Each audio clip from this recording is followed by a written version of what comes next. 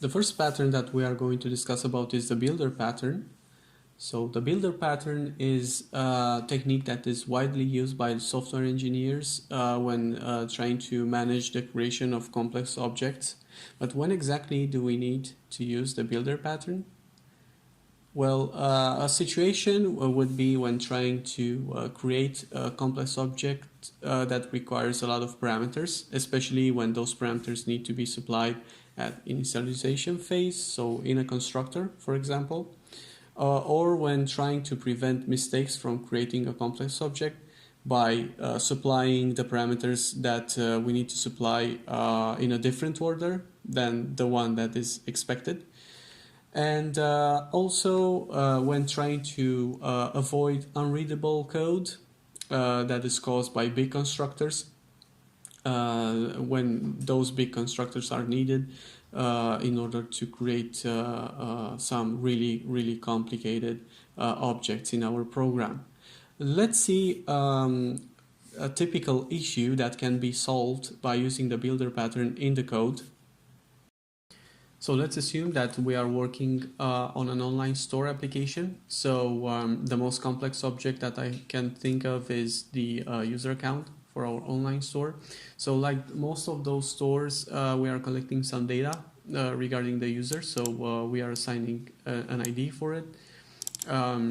We also collect the name, the address, the budget, and the discount rate that we may apply to this user.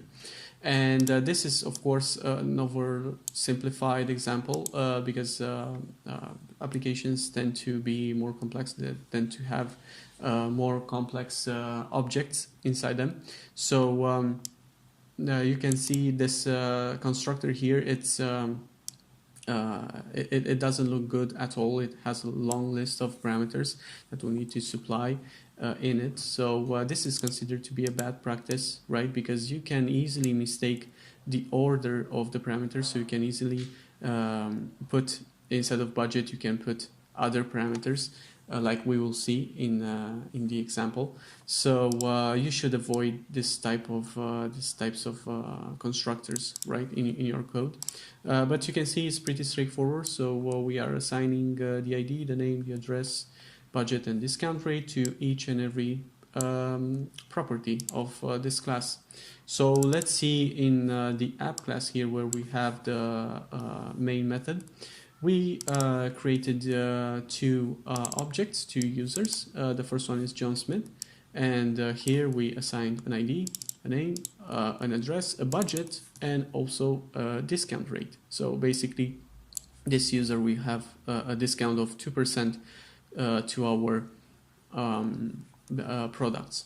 And for the second one, you can see that it's pretty much the same except for the data itself. But here we have the budget of 2 and the discount rate of 100%.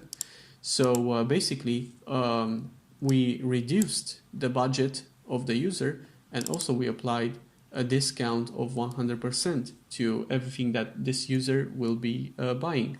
So this is actually an example of mistakenly putting the wrong parameters in the wrong order. So we need to find a way to prevent this type of mistake. And by the way, if you know such an application, such an online store, just let me know, because this can be a very useful issue to exploit, right? So join me in the next video where we are going to talk about how exactly we can prevent such an error.